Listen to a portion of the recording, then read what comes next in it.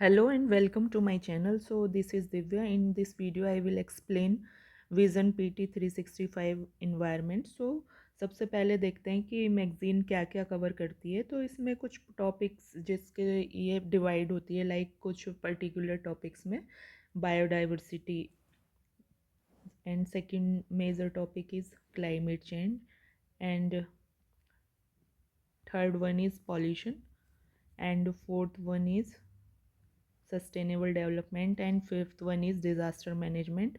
और इसके बाद लास्ट में कुछ ज्योग्राफी के कॉन्सेप्ट हैं, वो सब हम डिस्कस करेंगे। देन सबसे पहले हम डिस्कस करेंगे बायोडाइवर्सिटी। बेसिकली बायोडाइवर्सिटी में जो क्या किस तरह से डिवाइड किया है इसको, biodiversity and conservation, forest and wetland, coastland and ocean and organisation in news. So सबसे स्टार्ट करते हैं बायोडाइवर्सिटी से। सबसे पहले दिया है कि red list of threatened species means recently IUCN updated it's red list of threatened species. Means जो IUCN रेड लिस्ट को मेंटेन करता है, उसने अपनी लिस्ट को क्या किया है, अपडेटेड किया है। तो सबसे पहले हम देखेंगे कि ये बेसिकली ये रेड लिस्ट किसके बारे में होती है, क्या सिर्फ एनिमल या प्लांट किसके लिए होती है। बेसिकली इसमें एनिमल, प्लांट, फंगस स्पीशीज़ जो भी एक्सटिंक्शन का रिस्क फेस कर रहे हैं, तो उसको 9 कैटेगरीज में डिवाइड किया जाता है। तो उसमें हम सबसे पहले देखेंगे कि सबसे कम मींस इसमें क्या होगा, सबसे कम प्रेशर होता है, मींस सबसे कम थ्रेट होती है नॉन एवेल्युएटेड को, और सबसे ज़्यादा जो थ्रेट होती है वो एक्सटिंक्ट होने पे, मींस जब कुछ ये सबसे क्लाइमेक्स वाली स्टेज है। तो ये कैस किधर से इसका जो इंक्रीज़ होता है एक्सटेंशन का रिस्क, वो इधर से इधर की तरफ होता है, मींस लेफ़्ट टू राइट। सबसे पहले होता है non evaluated, then data deficit, then least concern, then near threatened, then vulnerable, endangered, critical endangered and extinct in wild, then lastly क्या होता है, एक्सटिंक्ट हो जाता है स्पीशीज़। अगर इनको हम थोड़ा डिटेल में देखें तो डेटा डेफिसिट किन स्पीशीज़ के लिए मेंशन किया जाता है जिनके बारे में इनफ इंफॉर्मेशन नहीं होती, और उनका जो डिस्ट्रीब्यूशन का एस्टिमेशन मींस उतना होता नहीं है, और उनका जो रिस्क ऑफ एक्सटेंशन भी बहुत कम होता है।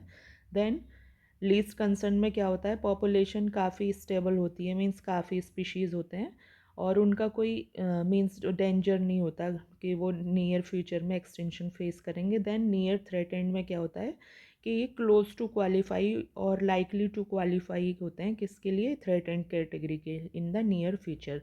देन इसके बाद वल्नरेबल क्या होते हैं, फेस करते हैं high risk of extension in the wild, means जो वाइल्ड एरिया होता है उसमें फेस करते हैं, नॉर्मल में नहीं होता। देन एंडेंजर्ड, ये इससे नेक्स्ट लेवल का होता है, देन उससे नेक्स्ट क्रिटिकल एंडेंजर्ड। देन इसके बाद क्या होता है, एक्सटिंक्ट इन वाइल्ड, मीन सबसे पहले वाइल्ड में ही एक्सटेंड करेंगे, तो उस कंडीशन में इनको कैप्टिविटी में सर्वाइव किया जाता है, कल्टीवेशन और well outside is natural range, means जो एक्सटीट्यू कंजर्वेशन किया जाता है लैब्स वगैरह में। देन इसके बाद एक्सटिंक्ट हो जाता है स्पीशीज़। ये हमें यहाँ तक हमने देखा कि किस तरह से ये कैटेगरीज 9 होती हैं IUCN की। देन इसमें क्या है कि कुछ स्पीशीज़ का स्टेटस अपडेट किया है IUCN ने, तो वो सब देखते हैं। यहाँ पे कुछ स्पीशीज़ दी हुई हैं, इनके नाम आपको याद रखने हैं बिकॉज एग्ज़ाम में इस तरह के क्वेश्चंस जनरली आते हैं। सबसे पहले ला गोमेरा जाइंट लिजार्ड, एक लिजार्ड है ये, और ये इसका जो जूलॉजिकल नेम क्या है, गैलोसिया ब्रेवोना। देन इसको किससे पहले ये क्रिटिकल एंडेंजर्ड था, अभी थी मतलब अभी क्या एंडेंजर्ड, मीन्स इसका एक लेवल इम्प्रूव हुआ है। और ये कहाँ पे मिली है, कैनेरी आइलैंड, स्पेन। अब बात करें कैनेरी आइलैंड ये कहाँ पे सिचुएटेड है, तो ये अटलांटिक ओशन में है। देन इसके बाद कैप कॉपिया पोआ कैक्टाई, इसमें क्या है कि ये न्यूज़ में क्यों है कि 82% extension risk, 82% of species at risk of extension, means इस पर्टिकुलर स्पीशीज़ के जो 82% स्पीशीज़ हैं वो एक्सटेंशन का रिस्क फेस कर रहे हैं। तो ये है क्या, बेसिकली एक कैक्टस प्लांट है, ऑर्नामेंटल है, और एंडेमिक कहाँ क्या है, मीन्स किसी पर्टिकुलर जगह पे ही मिलना, उसको क्या कहते हैं, एंडेमिक तो ये कहाँ पे एंडेमिक है? Atacama coastal desert in Chile. Then Gran Canaria giant lizard, ये भी पहले क्या था? लीस्ट कंसर्न में था, बट अभी क्या है? सीधा क्रिटिकल एंडेंजर्ड कैटेगरी में आ गया है। और ये क्या है? एक रेप्टाइल है। और ये कैनरी आइलैंड में, मीन्स ये भी सेम प्लेस पे स्पेन की स्पीशीज़ है। देन इसके बाद ये देखेंगे ग्रेन कैनेरिया, इस किंग की एंडेंजर्ड था पहले लीस्ट कंसर्न से, ये भी एंडेंजर्ड में शिफ्ट हो गया है और ये भी स्पेन में ही मिला है। देन लिबिजा वॉल लिजर्ड, ये पहले नियर थ्रेटेंड थी और अभी क्या एंडेंजर्ड हो चुकी है। तो और ये कहाँ पे मिलती है? ये भी स्पेन में, बट ये आइलैंड कौन सा है?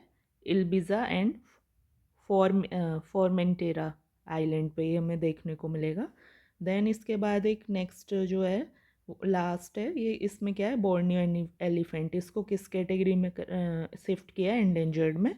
और एक स्मॉलेस्ट एलिफेंट है with wider face found in Borneo and Sumatra island. So यहाँ पे हमने देखा कि बहुत सारे स्पीशीज़ मेन शिफ्ट हुए हैं। तो यहाँ पे आपको ध्यान रखना है जो क्रिटिकल एंडेंजर्ड कैटेगरी में शिफ्ट हुए हैं ये ज़्यादा फेस कर रहे हैं रिस्क, तो इस तरह की स्पीशीज़ ज़्यादा इंपॉर्टेंट हो जाते हैं एग्ज़ाम के लिए, तो आप इसको अच्छे से लर्न कर सकते हैं। देन इसके बाद देखेंगे नेक्स्ट न्यूज़ है sustainable finance for tiger landscape conference. Means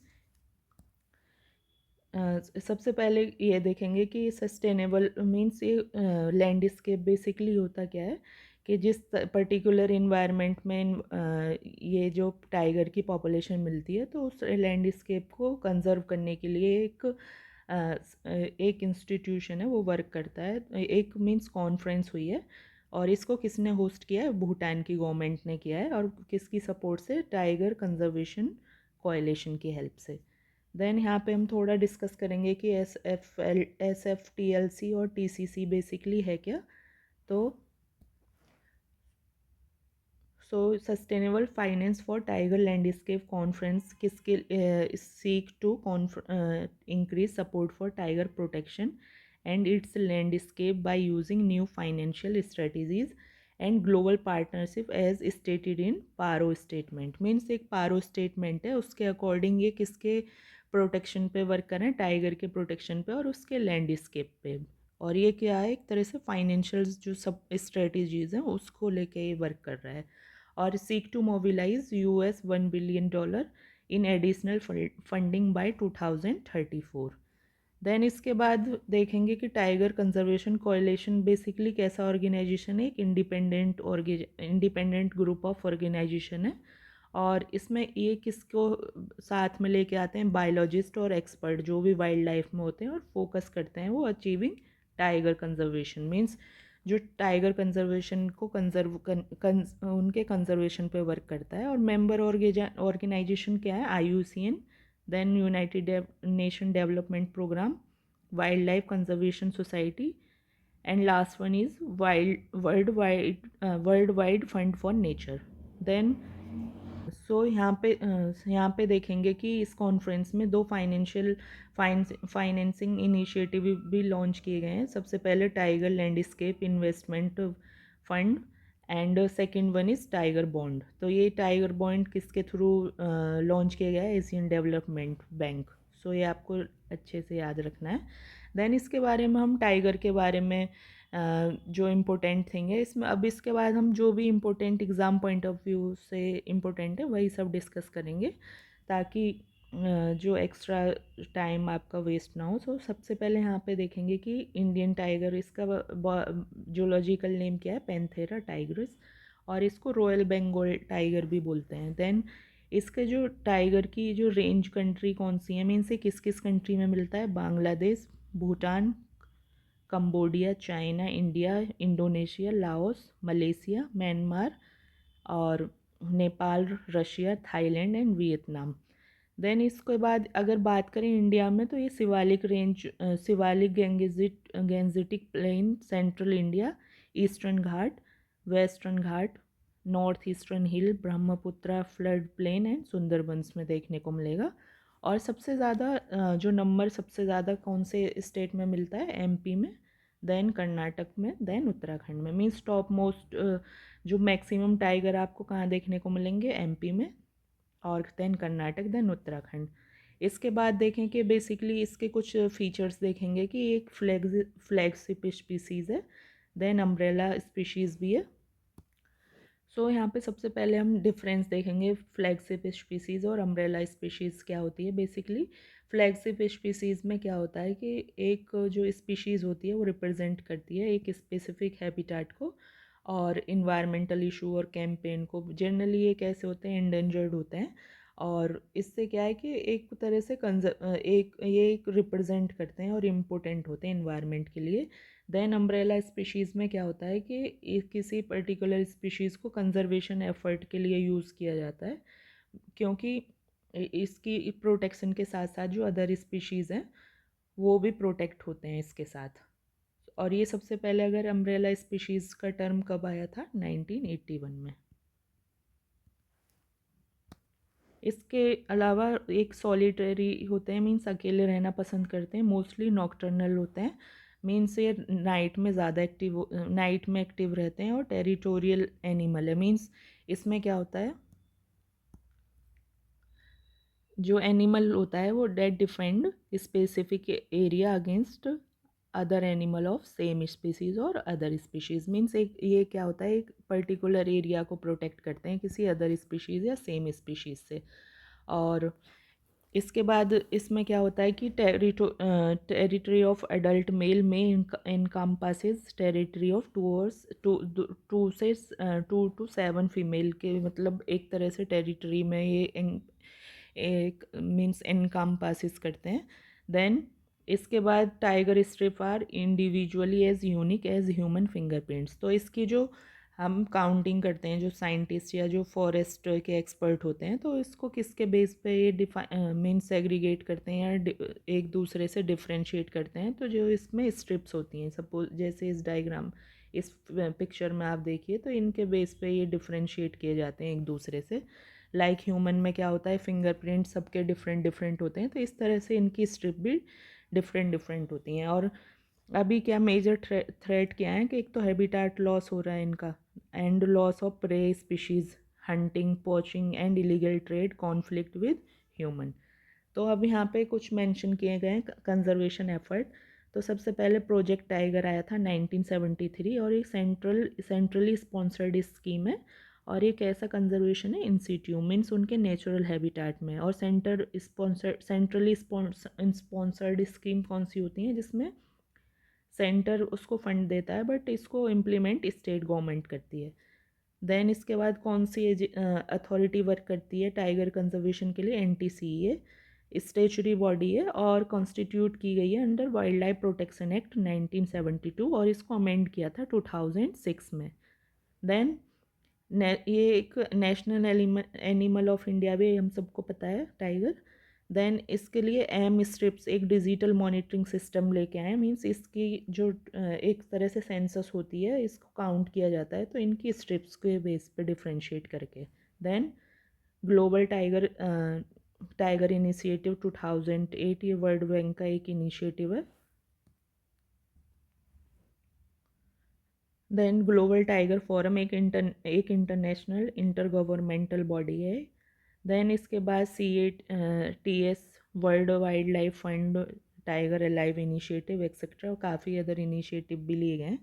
then इसके बाद देखते हैं कि not as per the amendment made under, means जो वाइल्ड लाइफ प्रोटेक्शन एक्ट है उसको 2022 में अमेंड किया गया है, और एक इस अपेंडिक्स में इसको रखा गया है साइट्स की, schedule 4 of the now listed under schedule 4 of the act. Means इसमें क्या है कि वाइल्ड लाइफ प्रोटेक्शन एक्ट 2022 में अमेंड हुआ है, तो पहले इसमें 6 शेड्यूल हुआ करते थे, बट अभी कितने हो गए, 4। तो 4 में क्या है कि जो 1 में क्या है, जो बहुत ज़्यादा मीन्स थ्रेट जिनको ज़्यादा है एनिमल को, उनको रखा गया है। सेकंड में जिनको उससे कम, मीन्स लेस थ्रेट है, मीन्स उन पे अभी इतना रिस्क नहीं है एक्सटेंशन का। एंड थर्ड वन में क्या है, प्लांट्स को रखा गया है। एंड फोर्थ वन में क्या है, साइट्स को। साइट्स क्या है, एक इंटरनेशनल एक इंस्टीट्यूट है, तो उसके जो लॉज हैं उनको इंडिया में एडॉप्ट करने के लिए उसको प्लेस दिया गया शेड्यूल 4 में। तो इसको अगर बात करें कि वर्ल्ड वाइल्ड लाइफ जो हमारा world wild life protection act है उसके किस शेड्यूल में साइट्स को कवर किया गया है, तो वो शेड्यूल 4 है। आप इसको अच्छे से याद कर सकते हैं, एग्ज़ाम के लिए इम्पोर्टेंट है।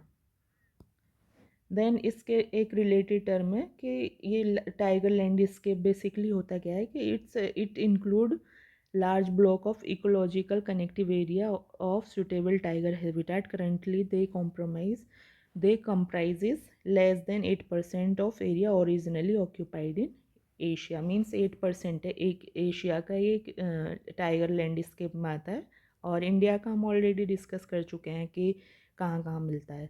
देन इसके बाद देखेंगे इंटरनेशनल बिग कैट अलायंस इप्सा। देन इसमें ये न्यूज़ में क्या है कि union government approve the proposal of India to become member of international big cat alliance. और इसमें क्या है कि सबसे पहले ये कब लॉन्च हुआ है, 50 year of India's project tiger 2023। Apart from India Nicaragua, Eswatini and Somalia have also joined. Means इन तीनों कंट्रीज़ ने भी ज्वाइन किया है। और इसमें जो इम्पोर्टेंट थिंग क्या है कि इसका हेडक्वार्टर इंडिया में है, और इसका जो एम है वो ग्लोबल कोऑपरेशन को स्ट्रेंथन करना है और कंजर्वेशन करना है 7 बिग कैट स्पीशीज़ का। अब ये बिग कौन कौन सी स्पीशीज़ हैं बेसिकली, सबसे पहले tiger, lion, leopard, snow leopard, cheetah, jaguar, puma and their habitat. इन 7 स्पीशीज़ का इस कंजर्वेशन करना और इनके हैबिटाट का भी साथ में। Then India inhabits all cat except puma and jaguar. Means जो ये 7 स्पीशीज़ हैं इसमें इंडिया में 5 स्पीशीज़ हैं, बट पुमा और जैगुआर नहीं है। देन इसके बाद ये एक कैसा जो इप्सा एक multi country multi agency coalition है, और इसमें 95 बिग कैट रेंज कंट्रीज़ इसमें इन मीन्स वर्क कर रहे हैं इनके कंजर्वेशन पे, और all UN member countries are eligible for becoming the member of इप्सा। देन इसके बाद देखेंगे कि बिग कैट जो अलाइंसेज में जो 7 जो स्पीशीज़ हैं इसमें IUCN स्टैंडर्ड स्टेटस क्या है इन स्पीशीज़ का। तो अगर बात करें टाइगर की तो एक एंडेंजर्ड स्पीशीज़ है।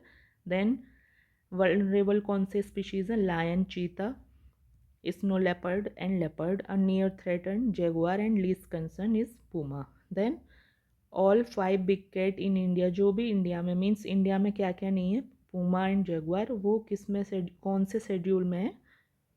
All 5 big cat in India are listed in Schedule 1 and 4 of Wildlife Protection Act and Site Appendix। सो ये आपको यहाँ तक अच्छे से समझ आया होगा। देन इसके बाद एलिफेंट का सेंसस हुआ है 2023 में, उसको यहाँ पे कवर किया गया है। Then synchronise elephant census population census 2023 has been done in south southern state. Then Karnataka top किया है, मीन्स सबसे ज़्यादा एलिफेंट कर्नाटक में है। वहाँ पे कितनी इनकी काउंट नंबर्स हैं, 6000 एलिफेंट। देन इसके बाद और क्या क्या फाइंडिंग रही हैं इस सेंसस की कि high death rate 40% among juvenile elephant age 10 and below. Means जो 40% डेथ रेट जो डेथ हुई हैं वो जो एलिफेंट की एज 10 ईयर है उससे कम है उनकी हुई है। और इसका रीज़न क्या रहा है, elephant endotheliotropic herpes virus means EEHSV, ये इसका रीज़न रहा है डेथ का। ये आप इस वायरस का नाम अच्छे से याद कर सकते हैं, एंडोथेलियोट्रोपिक हर्पीज़ वायरस। देन यहाँ पे हम एलिफेंट के बारे में कुछ देखेंगे, बेसिकली उसके क्या कैरेक्टरिस्टिक फीचर हैं और किस तरह के हैबिटाट में ये रहता है। तो सबसे पहले इसका जो जूलॉजिकल नेम क्या है, एलिफस मैक्सिमस। देन इसके हैबिटाट के बारे में बात करें तो ये कहाँ पे मिलता है, found in the central and southern western Ghat, north east India, eastern India, northern India and in some part of southern peninsular India. India is home to over 60% of world elephant. Means world के 60% elephant India में मिलते हैं, और highest population कहाँ पे मिलती है, कर्नाटका में, देन असम, देन केरला। अब इसमें यहाँ पे एक टर्म आया है कुम्की एलिफेंट, मीन्स कुम्की एलिफेंट कौन से एलिफेंट होते हैं? The term is use in India for captive, जो कैप्टिव एशियन एलिफेंट है, मीन्स जो जिनका इंस्टीट्यू कंजर्वेशन किया जा रहा है जिन एलिफेंट्स का, उनको ट्रेन किया गया है किसके लिए? Operation to trap wild elephant, mean जो वाइल्ड एलिफेंट होते हैं उनको ट्रैप करने के लिए कैप्टिव ब्रीडिंग की जा रही है एशियन एलिफेंट्स की, उनको क्या कहते हैं? कुम्की एलिफेंट्स। देन इसके करेक्टरिस्टिक फीचर क्या हैं? They are highly intelligent animal with strong family bond, means इसमें एक सोफिस्टिकेटेड फॉर्म ऑफ कम्युनिकेशन भी होता है इनमें। वन ऑफ द 3 सब species of Asian elephant, the other 2, means जो इंडियन एलिफेंट है वो सब स्पीशीज़ है एशियन एलिफेंट का, और अदर 2 का नाम क्या है? Sumatran and Sri Lankan elephant. तो जो एशियन एलिफेंट होते हैं बेसिकली वो 3 स्पीशीज़ हैं, Indian elephant, Sumatran and Sri Lankan elephant. और इनका जो लाइफ स्पैन होता है वो 60 से 70 ईयर्स होता है, और इनका जेस्टेशन पीरियड 20 to 22 मंथ होता है, longest gestation period of all mammal, means जितने भी मैमल हैं उन सब में ज़्यादा इनका लॉन्ग जेस्टेशन पीरियड होता है, और ये क्वेश्चन भी आप यूपीएससी के प्रीवियस ईयर में देखेंगे तो आ चुका है। Then leader of elephant group is female, means इसमें जो सोसाइटी पेट्रियार्की ना होते कैसी होती है? फीमेल, मीन्स वहाँ पे जो इनका ग्रुप होता है, लीडर की जो ग्रुप होती है फीमेल होती है, ना कि मेल। और अभी ये थ्रेट किससे फेस कर रहे हैं? हैबिटाट फ्रेगमेंटेशन से, डिग्रेडेशन से, हैबिटाट के, expansion of agriculture and industry, human elephant conflict and poaching. Then इसके कंजर्वेशन के लिए क्या क्या एफर्ट लेके आए हैं? प्रोजेक्ट एलिफेंट, ये कब लॉन्च हुआ था? 1992 में। और बात करें कि इंडिया में जो 14 मेजर एलिफेंट स्टेट हैं उसमें कितने एलिफेंट रिजर्व बनाए हैं? 33। देन यहाँ पे देखेंगे कुछ difference between Asian elephant and African elephant. अभी तक हमने सिर्फ एलिफेंट के बारे में जाना, अभी क्या डिफरेंशिएशन करेंगे एशियन और अफ्रीकन एलिफेंट, और एग्ज़ाम के लिए इम्पोर्टेंट है, आप इसको अच्छे से लर्न कर सकते हैं। सबसे पहले एशियन एलिफेंट का स्टेटस देखें, आईयूसीएन, तो ये क्या है, किस कैटेगरी में बिलोंग करता है? एंडेंजर्ड। देन जो अफ्रीकन एलिफेंट के 2 टाइप में, savanna elephant and forest elephant, तो जो सवाना एलिफेंट है वो एंडेंजर्ड है, और फॉरेस्ट एलिफेंट कैसा है, किस कैटेगरी से बिलोंग करता है? Critical endangered. देन इसके बाद साइज़ क्या होता है? जो एशियन एलिफेंट होता है उसका वेट कम होता है अफ्रीकन से, तो इसका 3000 to 6000 किलोग्राम होता है। देन अफ्रीकन एलिफेंट का साइज़ लार्ज होता है और वेट जो होता है 4000 से 8000 किलोग्राम होता है। और एशियन एलिफेंट के ईयर स्मॉल और राउंड होते हैं, और इसके लार्ज फैन शेप्ड ईयर होते हैं, आप यहाँ पे देख सकते हैं, इसके ईयर बड़े हैं और इसके छोटे हैं।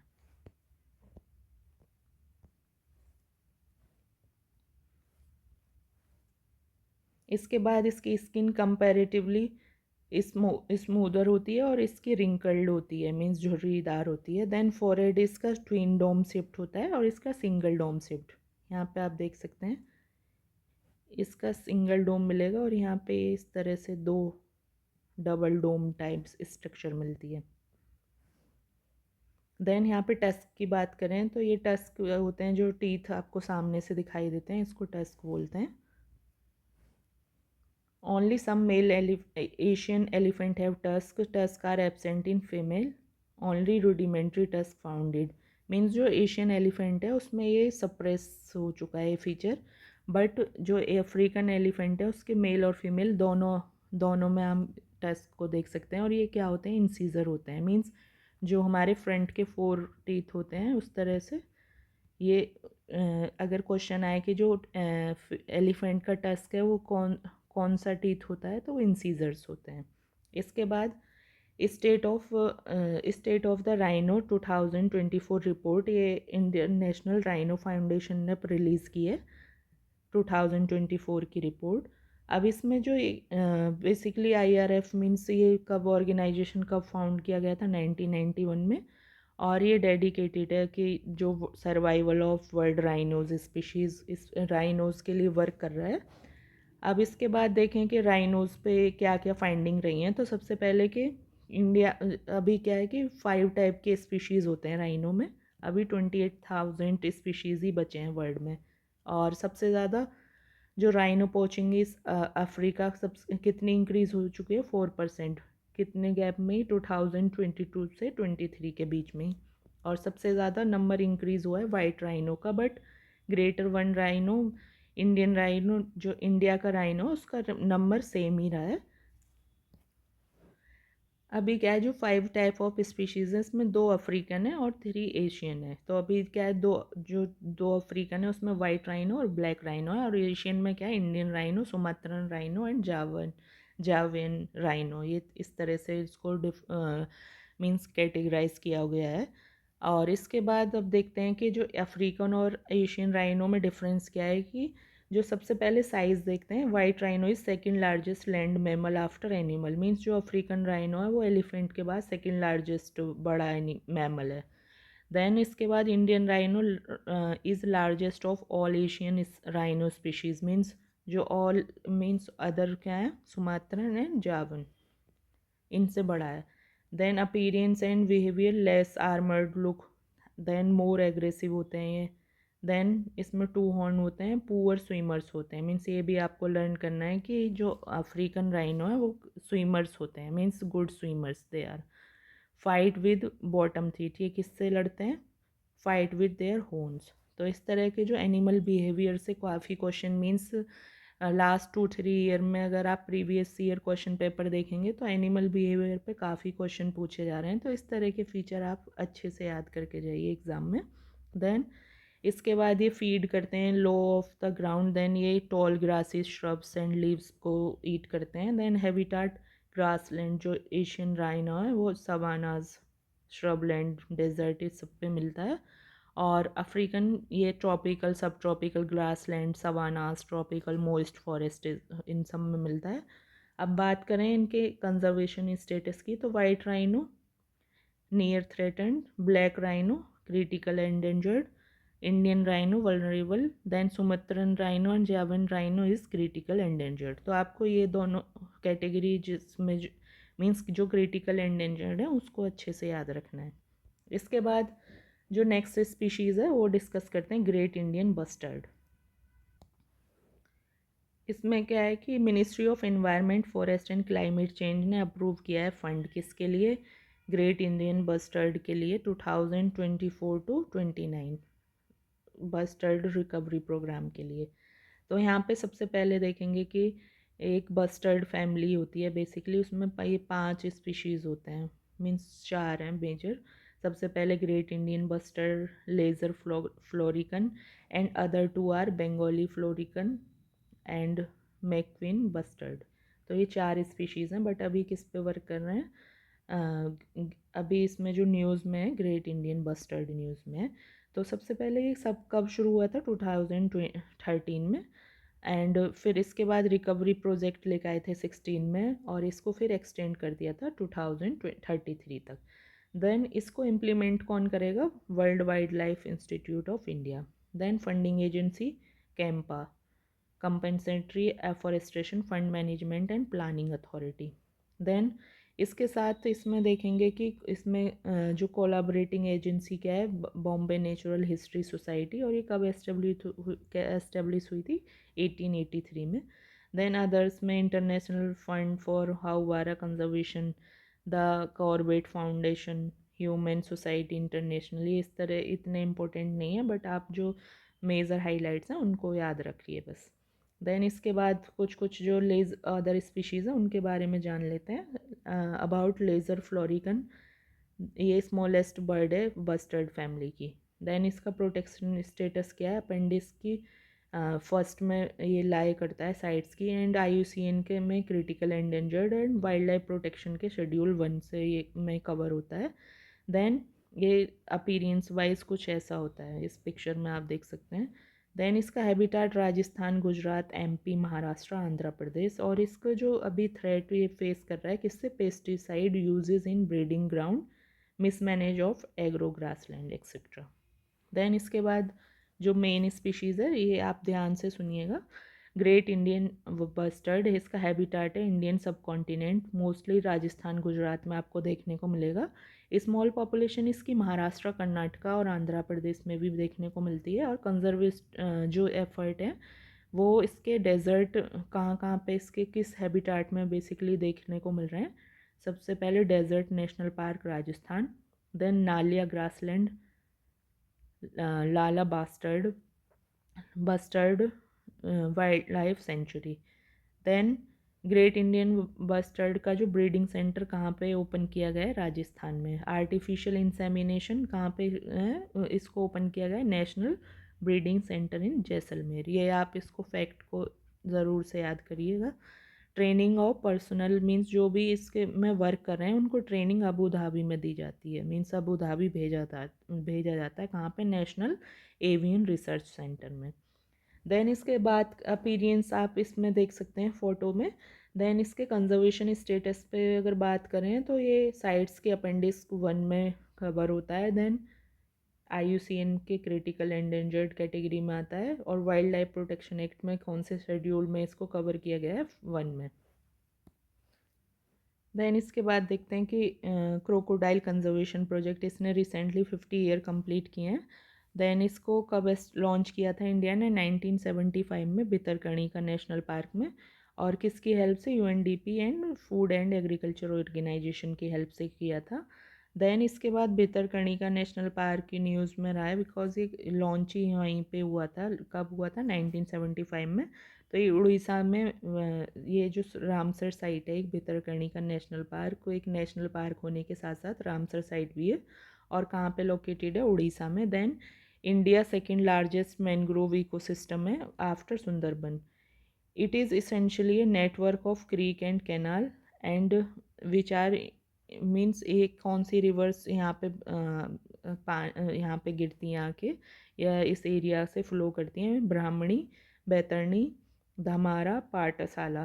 होम टू एक किसके लिए, एक सोल्ट वाटर क्रोकोडाइल यहाँ पे आपको देखने को मिलेगा। और मॉनिटर लिजार्ड, पाइथन, हाइना, इस तरह के स्पीशीज़ आपको यहाँ पे देखने को मिलेंगे। देन क्रोकोडाइल एक लार्जेस्ट सर्वाइविंग स्पीशीज़ है वर्टिब्रेट क्लास रेप्टिलिया का। देन इसमें क्या है कि except for 1 salt water species crocodile live mainly fresh water lakes and rivers. Behaviour इनका कैसा होता है, नॉक्टर्नल मीन्स ये नाइट में एक्टिव मिलेंगे। और पॉकिलोथर्मिक होते हैं।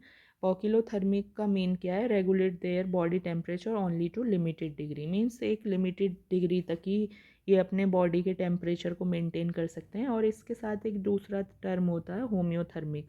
होम्योथर्मिक में क्या होता है कि वो मीन्स वो ज़्यादा रेगुलेट कर पाते हैं अपने बॉडी को टेम्परेचर को किसी भी एक्सट्रीम कंडीशन में। देन यहाँ पे घड़ियाल का स्टेटस देखते हैं, प्रोटेक्शन स्टेटस क्या है, ये साइट्स के अपेंडिक्स 1 से बिलोंग करता है। और IUCN में क्रिटिकल एंडेंजर्ड कैटेगरी में आता है। और वाइल्ड लाइफ प्रोटेक्शन के शेड्यूल 1 में ये कवर करते हैं इसको। अब इसका हैबिटाट चंबल रिवर, गिरवा रिवर, घाघरा, सोन, गंडक, ये आपको इन सारी रिवर्स में देखने को मिलेगा, मीन्स से फ्रेश वाटर रिवर में देखने को मिलेगा। देन कैरेक्टरिस्टिक्स फीचर क्या हैं कि इसको घड़ियाल क्यों बोलते हैं, इसके बल्बियस नोब की वजह से, जो इसके आप देख सकते हैं नैरो स्नाउट, इस मीन्स एक शेप होती है घड़े जैसी, तो इस वजह से इसको ये नेम दिया गया है। और प्राइमरीली ये क्या खाते हैं, फिश। अब इसके बाद जो एक न्यूज़ कवर करेंगे, फंगा रिकॉग्निशन एंड कंजर्वेशन। यहाँ पे क्या है कि The Fungi Foundation, through UN Biodiversity, urge people globally to use fungi whenever they say flora and fauna as part of Trinity of life on Earth. अभी तक क्या था कि जो फंजाई है, बेसिकली फंगा या फंजाई, इसको दोनों में कुछ भी बोल सकते हैं। इसको क्या था कि प्लांट में काउंट करते थे, मीन्स एक तरह से क्या था कि सबसे पहले इसके लिए एक क्लासिफिकेशन देखेंगे। RH विटेकर का क्लासिफिकेशन बहुत फेमस है। इसमें क्या है कि 5 कैटेगरी में डिवाइड किया था। सबसे पहले monera, protista, then fungi, then plenty and last one is animalia.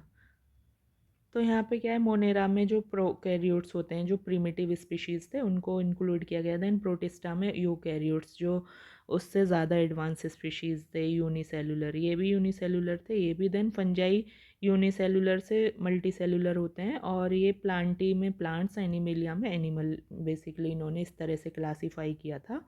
तो अभी क्या है, ये इसमें क्या है, किया गया है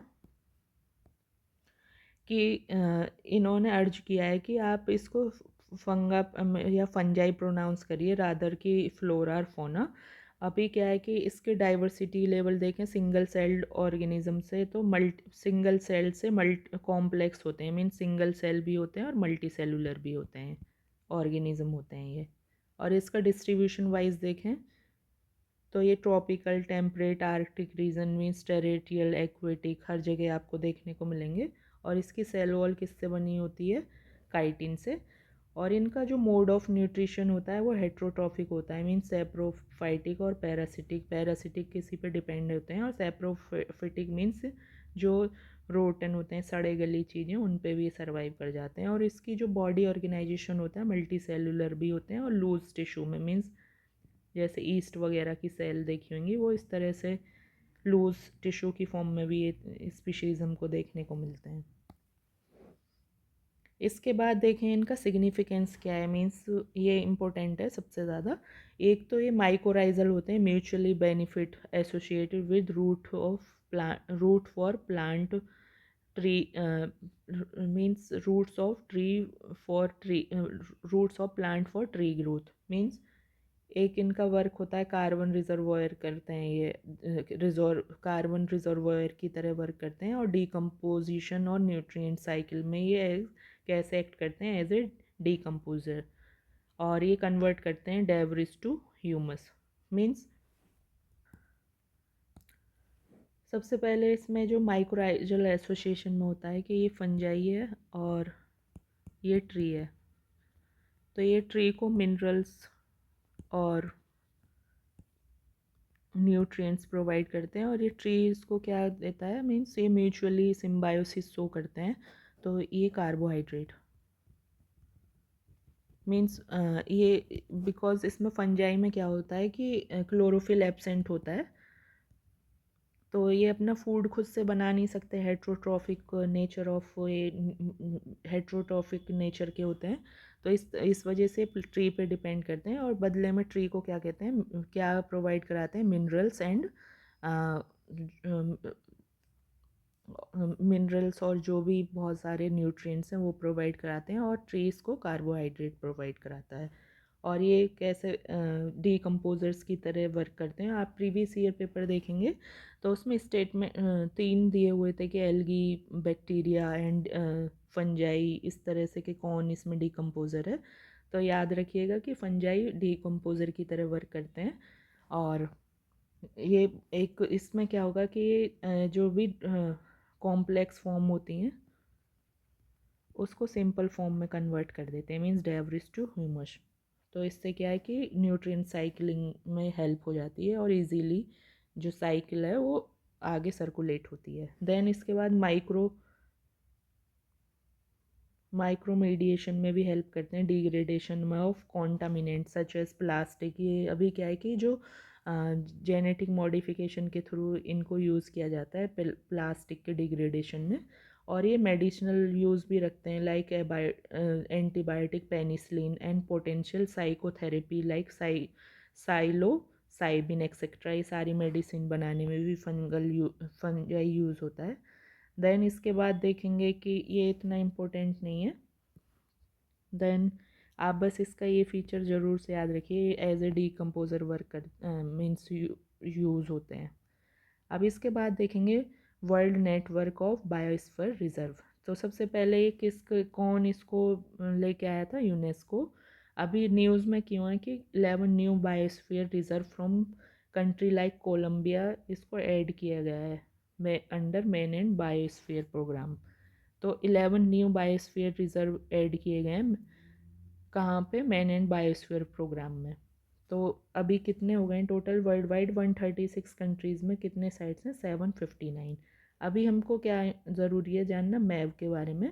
मैन एंड बायोस्फीयर प्रोग्राम, ये 1971 में एस्टेब्लिश हुआ था, एक इंटर गवर्नमेंटल साइंटिफिक प्रोग्राम है। देन इसको एस्टेब्लिश किया था कि रिलेशनशिप एनहेंस करने के लिए जो पीपल और इन्वायरमेंट के बीच में। बात करें इंडिया में कितने बायोस्फीयर रिजर्व हैं, 18 है, और 12 को रिकॉग्नाइज किया गया है इस प्रोग्राम के अंदर।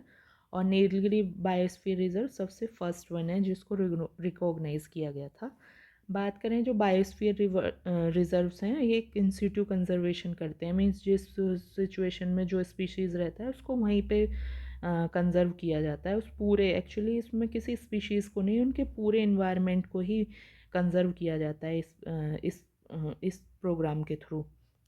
और इसमें हम बात करेंगे कि कैसे इसको कैसे मेंटेन किया जाता है। तो सबसे पहले कोर, बफर जोन, जैसे core, then buffer, then transition, ये लास्ट वाला। तो कोर में क्या होगा, स्ट्रिक्टली प्रोहिबिटेड जोन होता है, मीन्स इसमें कुछ भी एक्टिविटी अलाउड नहीं होती, ये बहुत ज़्यादा हाईली प्रोटेक्टेड एरिया होता है। Then buffer zone, use for activities means ecological practices या साइंटिफिक रिसर्च, ये सारी चीज़ें इसमें अलाउ होती हैं।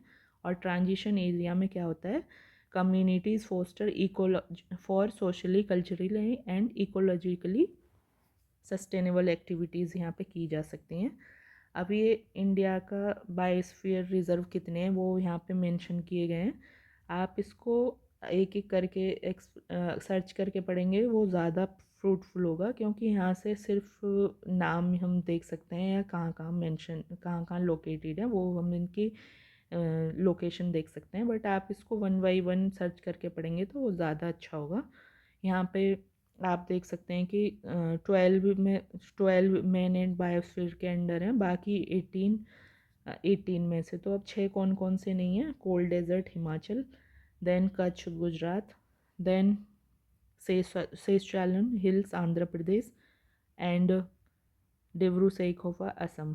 तो इस तरह से आप और भी चीज़ें लर्न कर सकते हैं। इसमें कुछ क्या है कि आप इसको वन बाई वन आप सर्च करके पढ़ेंगे तो ज़्यादा अच्छा रहेगा। देन इसके बाद देखेंगे इको सेंसिटिव एरिया। तो इसको अभी क्या है कि कर्नाटक गवर्नमेंट ने रिजेक्ट किया है, किसको, जो कस्तूरी रंजन कमेटी एक रिपोर्ट दी थी वेस्टर्न घाट के लिए प्रोटेक्शन के लिए, जो फ्रेजाइल वहाँ का इकोसिस्टम है उसको कंजर्व करने के लिए। बट अभी क्या है, कर्नाटका गवर्नमेंट ने उसको रिजेक्ट कर दिया है। तो अभी क्या थी कस्तूरी रंजन कमेटी, वो हम देखते हैं, एग्ज़ाम के लिए इम्पोर्टेंट है, पहले भी आ चुका है। तो इसका प्रपोजल था कि 37% जो टोटल वेस्टर्न घाट का एरिया है, means around 60,000 square kilometre area है, उसको as a eco sensitive zone हम मेंटेन करते हैं, मीन्स उसका ध्यान रखते हैं। और ये सबसे ज़्यादा, ये एरिया किस में लाई करता है, मीन्स सबसे ज़्यादा कर्नाटका में, देन महाराष्ट्र में। तो आप कमेंट करके बताइएगा कि जो वेस्टर्न घाट कितने स्टेट में फैला हुआ है। तो यहाँ पे देखा कि अब इसमें कर्नाटका को लगा कि इंडस्ट्रियल जो एक्टिविटीज़ हैं उनको वो उतना उस लेवल पे नहीं उसको यूज़ कर पाएगा एरिया को, इस वजह से उसने रिजेक्ट किया है। तो बट यहाँ पे हमें इस तरह से नहीं करना चाहिए, क्योंकि जो कंजर्वेशन के साथ ही हमें अपने जो एक्टिविटीज़ हैं, इंडस्ट्रियल एक्टिविटीज़ हैं, उनका कोऑर्डिनेट करके उनको चीज़ों को मेंटेन करना चाहिए। देन इसके बाद इको सेंसिटिव एरिया जोन होता क्या है कि एक डिफाइंड एनवायरमेंटल रिसोर्स होता है, incomparable value requiring special attention for their conservation, means उनके लिए एक स्पेशल अटेंशन होनी चाहिए इस पर्टिकुलर एरिया के लिए, because of its landscape, wild life, biodiversity, historical and natural value. और ये डेफिनेशन कहाँ पे मेंशन की गई है, national environment forest policy 2006। Then इसके बाद इसको सेंट्रल गवर्नमेंट ने कहाँ पे नोटिफाई किया हुआ है, एनवायरनमेंट प्रोटेक्शन एक्ट 1986। और प्रोटेक्शन इसमें क्या है, प्रोटेक्ट करना है और अवॉइड करना है इसका degradation due to anthropogenic activities. Anthropogenic activities कौन सी होती हैं, ह्यूमन इंड्यूस एक्टिविटी होती हैं। तो यहाँ पे हमने देखा बेसिकली क्या क्या होते हैं। अब इसमें जो ESZ होते हैं, इकोलॉजिकल सेंसिटिव एरिया होते हैं, इसमें 3 कैटेगरी होती हैं, means prohibited, regulated and permitted. तो प्रोहिबिटेड क्या क्या होता है, commercial mining, setting of industry causing pollution means वो पॉल्यूशन वाली इंडस्ट्री आप यहाँ पे एस्टेब्लिश नहीं कर सकते, ना कमर्शियल माइनिंग कर सकते हो। और रेगुलेट किया जाता है फेलिंग ऑफ ट्री मीन्स आप ट्री मनमानी तरीके से नहीं काट सकते वहाँ जाके, और ना होटल एस्टेब्लिश कर सकते हैं, रिजॉर्ट वगैरह।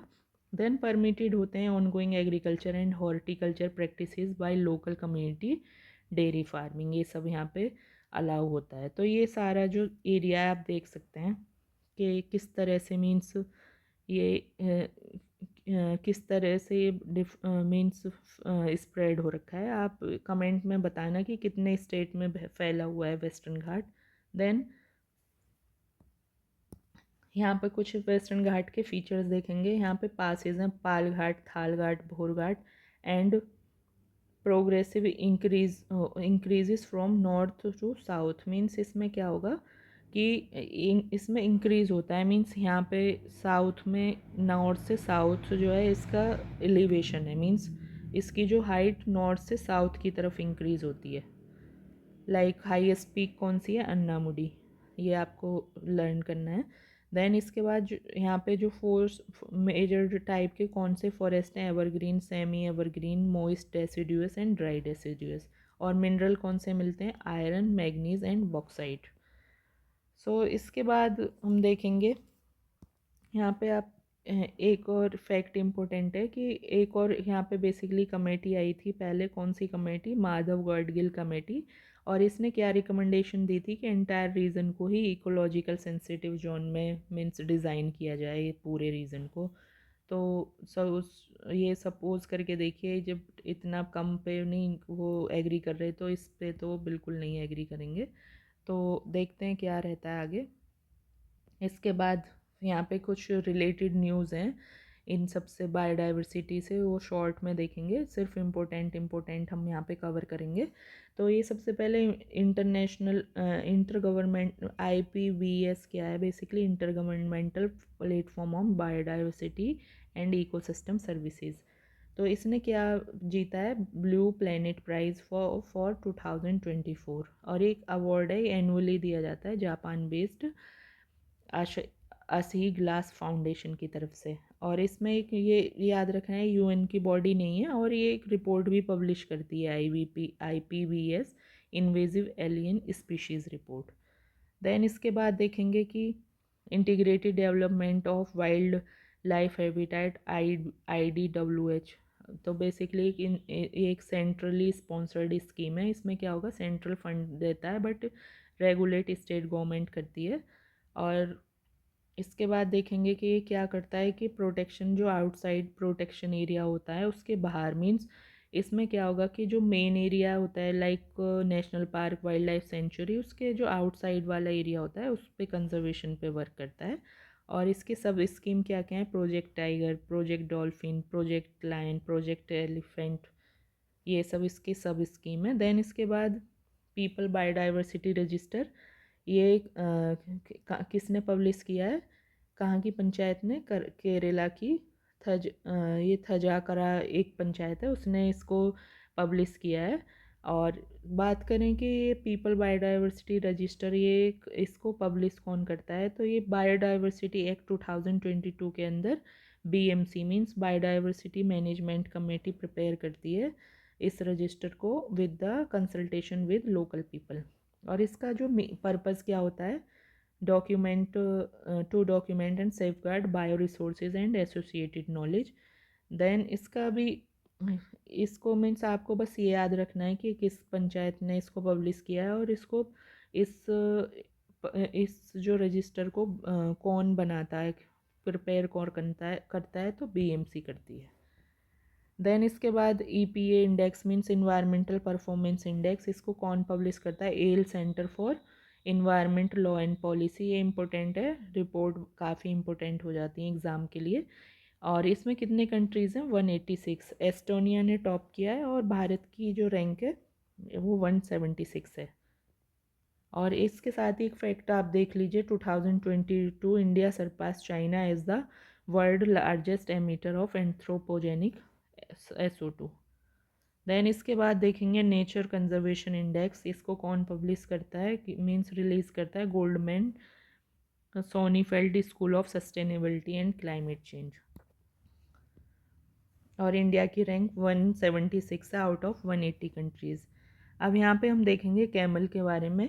अभी क्या है कि यूएन ने डिक्लेयर किया था 2024 को international year of camelids, means जो कैमल फैमिली है उसके लिए डेडिकेटेड किया था, to build awareness of untapped potential of camelids. तो अभी क्या है कि कैमल्स कहाँ कहाँ मिलते हैं, अफ्रीका और एशिया में।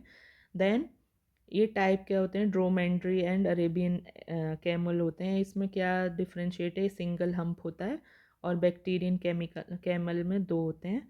डोमेस्टिकेटेड किए जाते हैं पीपल के द्वारा, मीन्स लोग इसको डोमेस्टिकेट अपने घर में रखते हैं, लाइक आप राजस्थान में देख सकते हैं। और ये हर्बीवोर होते हैं, मीन्स वेज ग्रासेस और यही सब ईट करते हैं।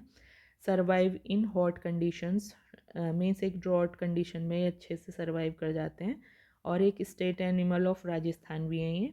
खराई कैमल के बारे में जो उसकी जो करेक्टरिस्टिक फीचर है कि वो स्विम कर सकता है around 3 kilometre at a time in sea to eat mangroves, found in Kutch Gujarat. Bactrian camel are found in Ladakh Nubra valley.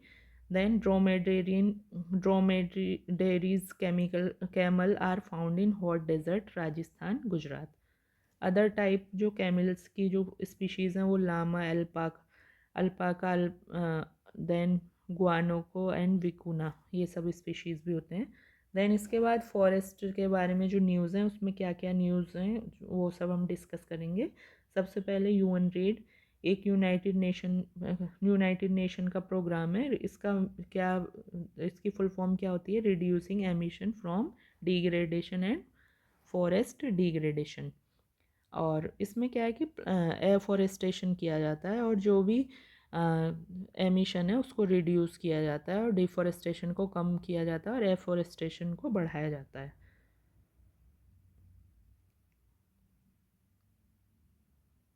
अभी इन्होंने एक रिपोर्ट पब्लिश किया और उसका टाइटल क्या है, raising ambition accelerating action towards enhancing nationally determined contribution for forest, ये इसका लोगो था। यहाँ तक देखा। आप इसमें देखेंगे कि बेसिकली ये है क्या, flagship UN knowledge and advisory programme on forest and climate.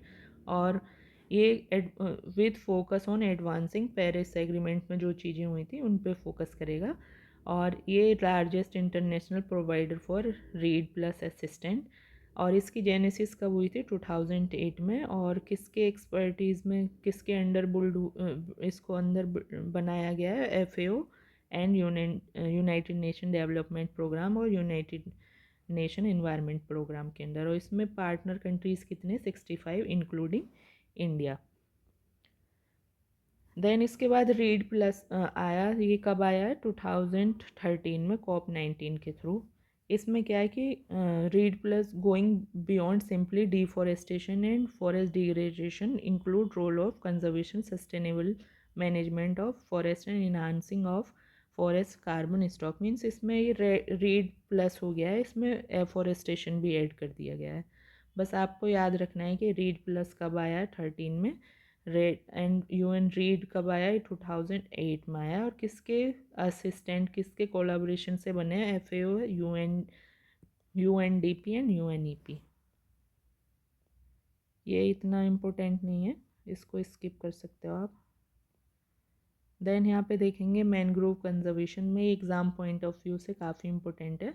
IUCN recently the IUCN red list of mangrove ecosystem indicated about 50% of ecosystem examined by were classified as vulnerable, endangered और critical endangered। Means जो mangrove ecosystem है उसकी health काफ़ी day by day degrade हो रही है। Means around 50% जो भी जिनको एग्जामाइन किया गया है उनकी कंडीशन उतनी बेटर नहीं है।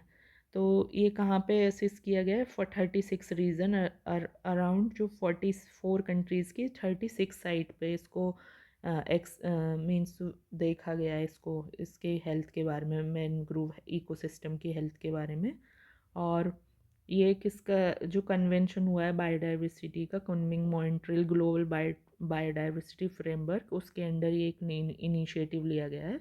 और mangrove of south India, Sri Lanka, Maldives, north west Atlantic world identified as critical endangered. तो इंडिया वाला भी कैसे आइडेंटिफाई किया गया as a critical endangered. Then status of Indian mangroves ये कैसे हैं, जो Andaman and bay of Bengal में least concern and south India में critical endangered and west India में वल्नरेबल। अभी देखेंगे कि mangroves and ecosystem services provided means mangroves basically होते कहाँ मिलते हैं, ये प्राइमरीली कहाँ होते हैं, ट्रॉपिकल सब tropical and warm temperate coast पे मिलेंगे। Around 15% of world coastline में आपको मिलेंगे, और ये आपको टेम्परेट रीजन में नहीं मिलेंगे, कहाँ मिलेंगे, जो वार्म टेम्परेट होगा मीन्स कोल्ड में नहीं मिलते, इसके लिए थोड़ा वार्म होना ज़रूरी है। तो ये ट्रॉपिकल सब tropical and warm temperate coast पे ही मिलेंगे। और ये क्या क्या सर्विस प्रोवाइड कराते हैं, carbon sequestration around 11 billion turns, 3 time amount stored in tropical forest of same size means जो ट्रॉपिकल जित अगर सेम साइज़ का ही ट्रॉपिकल फॉरेस्ट हो और सेम साइज़ है तो कितना ज़्यादा गुना स्टोर करते हैं, 3 टाइम। एंड बायोडाइवर्सिटी कंजर्वेशन में हेल्प करते हैं और डिज़ास्टर रिस्क रिडक्शन में। अभी इंडिया में मैनग्रोव का स्टेटस देखें तो क्या है कि mangrove in India, mangroves in Lakshadweep archipelago and coast of Tamil Nadu ये कैसे हैं, क्रिटिकल एंडेंजर्ड में इसको आइडेंटिफाई किया गया है।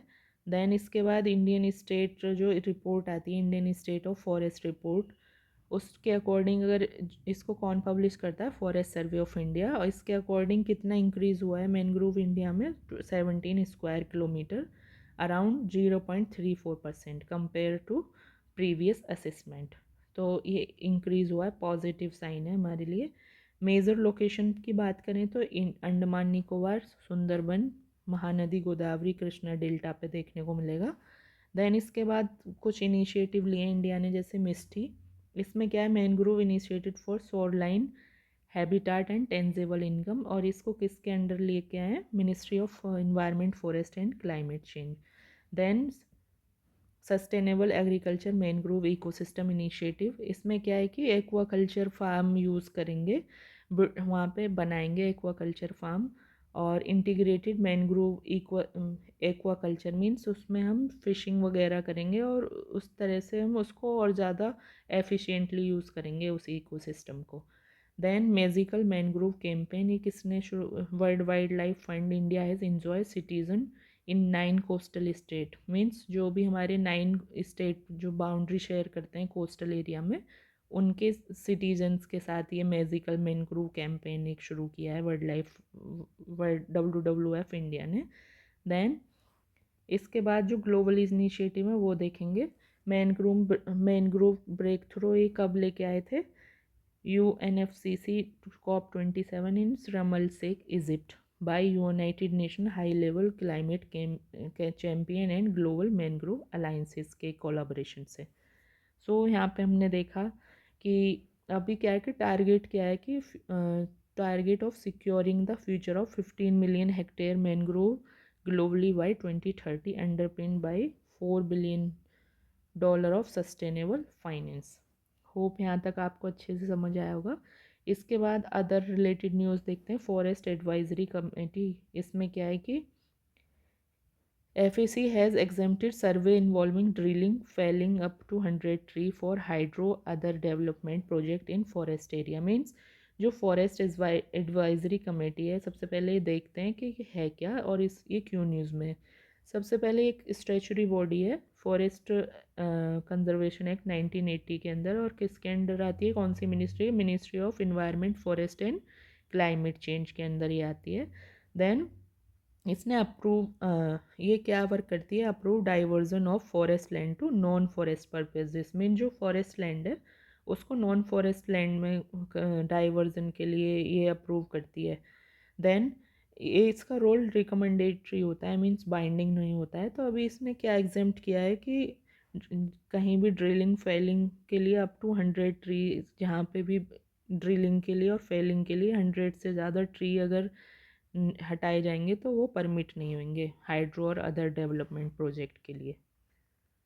देन इसके बाद देखेंगे फॉरेस्ट इकोसिस्टम रिस्टोरेशन इनिशिएटिव, ये इसका ये क्या है, ये इतना इम्पोर्टेंट नहीं है, आप इसको छोड़ सकते हैं। देन इसके बाद देखेंगे European union nature restoration plan. और ये इसने किसने अप्रूव किया है? यूरोपियन यूनियन ने, first of it kind means पहला है। इनका क्या है कि एम है net zero emission of green house gas 2050 तक। और इसके बाद ये लीस्ट मीन्स एटलीस्ट 20%, तो ये अपना टारगेट 2030 तक ही कंप्लीट करना चाहते हैं। All ecosystem in need to restoration by 2050 means जितने भी इकोसिस्टम है उसके रिवाइवल के लिए एक प्लान लेके आए, नेचुरल रिस्टोरेशन प्लान। और इसका 20% टारगेटेड 30 तक है, बाकी कंप्लीट रिस्टोरेशन का टारगेट 2050 तक है। ये भी उतना इम्पोर्टेंट नहीं है।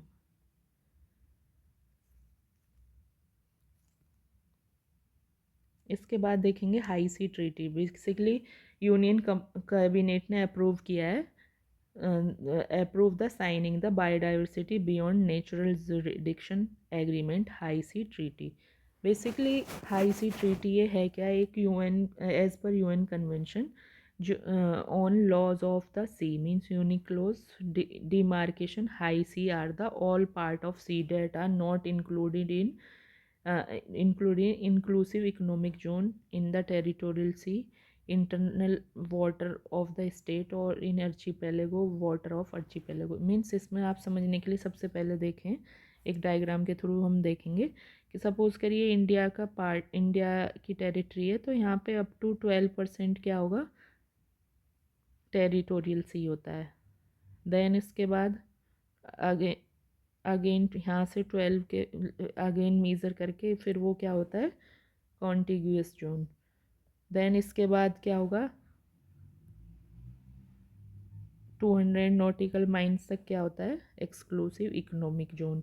देन उसके बाद जो भी होता है मीन्स उसमें जो ओशन एरिया में उसको हाई सी बोलते हैं, मीन्स उस पर आपका कोई राइट नहीं होता। और ये सबसे पहले territorial C 20 nautical mile from base line यहाँ से। देन उसके बाद अगेन 24 यहाँ से 24 या यहाँ से अगेन 12 इसको काउंट कर लो, उसमें क्या होगा?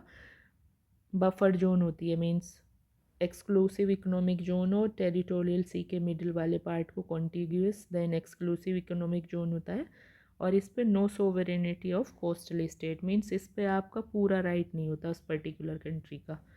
Then global common high sea 64% are consider global common belong to no one and everyone enjoy equal right. इसके बाद क्या होगा कि किसी का पर्टिकुलर कंट्री का राइट नहीं होता, सबके लिए इक्वल राइट होते हैं। तो ये एक हाई सी ट्रीटी अप्रूव की है इंडियन गवर्नमेंट ने।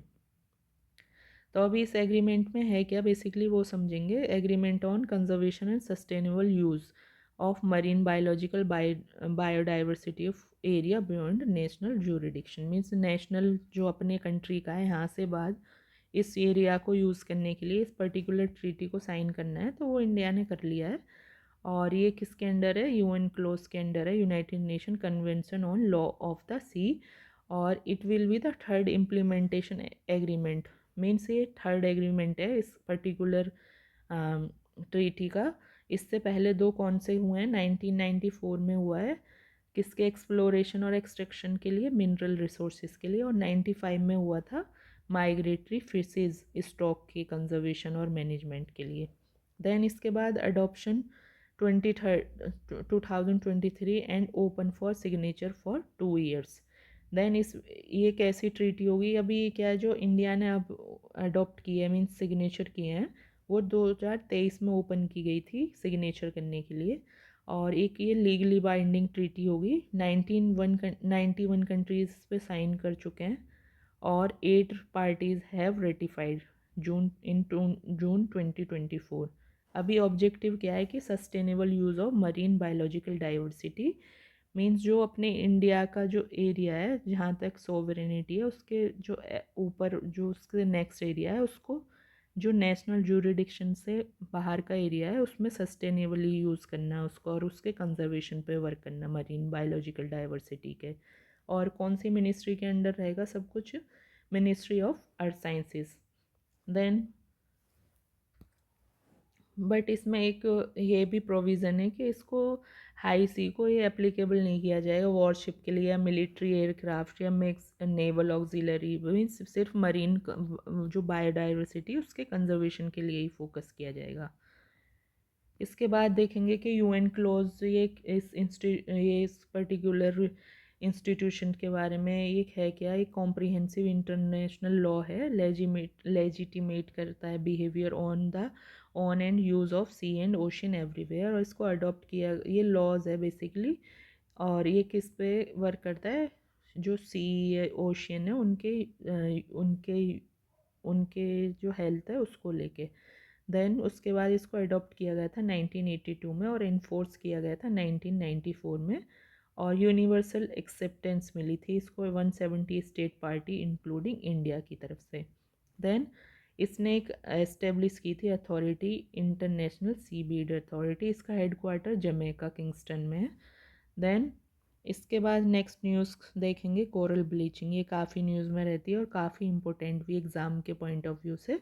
अभी रिसेंटली क्या देखा गया है कि wide recently widespread coral bleaching has been seen along the Indian coast, largely affecting Lakshadweep, Gulf of Mannar, Parkway, Andaman and Nicobar Island।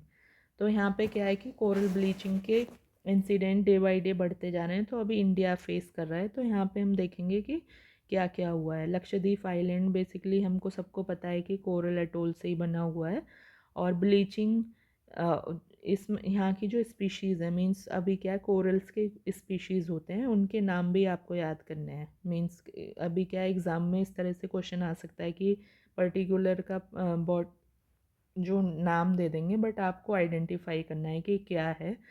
तो ये एक्रोपोरा मुरिकेटा और पूरिटिस साइलेंड्रिका, ये कहाँ है, कवरत्ती आइलैंड है, ये लक्षद्वीप का, वहाँ पे मिलता है। और इन स्पीशीज़ पे इम्पेक्ट आ रहा है कोरल ब्लीचिंग का, तो ये ज़्यादा इम्पेक्ट हो रहा है, मीन्स ये स्पीशीज़। इसके बाद देखेंगे यहाँ पे गल्फ ऑफ मन्नार में कितना कोरल कवर रिड्यूस हो चुका है, 37% से 27%। एंड गोवा की कौन सी स्पीशीज़ लिमिटेड होती जा रही है कोरल ब्लीचिंग की वजह से, गोनियोपोरा। देन इसके बाद देखेंगे कि कोरल और कोरल ब्लीचिंग में मतलब कोरल्स क्या होते हैं और कोरल ब्लीचिंग क्या होता है। Coral are invertebrate, means vertebrate जिसमें बैकबोन होती है, ये एक एनिमल होता है बेसिकली जो इनवर्टिब्रेट होता है, मीन्स जिसमें वर्टिब्रा एब्सेंट होती है, belonging to large group of animal Cnidaria. कौन से ग्रुप से बिलोंग करता है, नाइडेरिया से। और generally classified as hard coral, reef building coral means ये जिसमें कैलकेरियस स्केलेटन होता है उसको हार्ड कोरल बोलते हैं, और जिसमें नहीं होता उसको सॉफ्ट कोरल बोलते हैं। दो तरह के कोरल होते हैं, हार्ड एंड सॉफ्ट। जो हार्ड है उसमें क्या होगा, rock like calcareous skeleton. Then coral reef are referred by polyp of hard coral which establish symbiotic relationship with microscopic alga zooxanthellae. Means इससे क्या सिग्निफिकेंट कलर आते हैं। एक एनिमल होता है, बेसिकली कोरल क्या है, एक सिम्बायोसिस होती है, अकेला नहीं होता, और एक प्लांट होता है। प्लांट में कौन सा प्लांट, एल्गी होता है, और ये क्या प्रोवाइड कराता है, कलर। और ये एनिमल क्या प्रोवाइड कराता है एल्गी को, सपोर्ट, बेस, मीन्स उसको रहने की जगह। तो इसमें ये इस तरह का कोरिलेशन होता है। तो इसमें क्या है कि इससे इसको बहुत ज़्यादा सिग्निफिकेंट कलर प्रोवाइड करता है और बहुत ब्यूटीफुल भी देखने को मिलते हैं। आप इसकी इमेज सर्च करके देखिएगा। देन इसके यहाँ हमने देखा कि सिम्बायोसिस होती है, कोरल जो होती है एनिमल और प्लांट, जूजेंथली जो एल्गी माइक्रोस्कोपिक एल्गी होते हैं।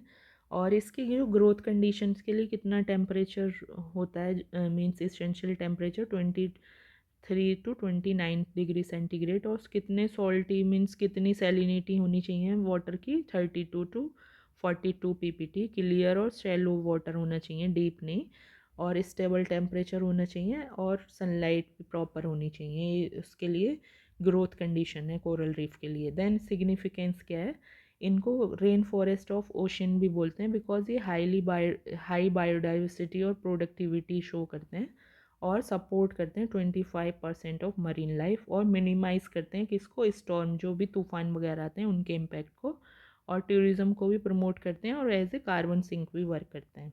देन अब ये प्रॉब्लम क्या है, कोरल ब्लीचिंग। ब्लीचिंग का मतलब कलर निकल जाना। अब कलर कब निकलेगा, जब प्लांट मीन्स कलर किससे मिल रहा था, एल्गी से।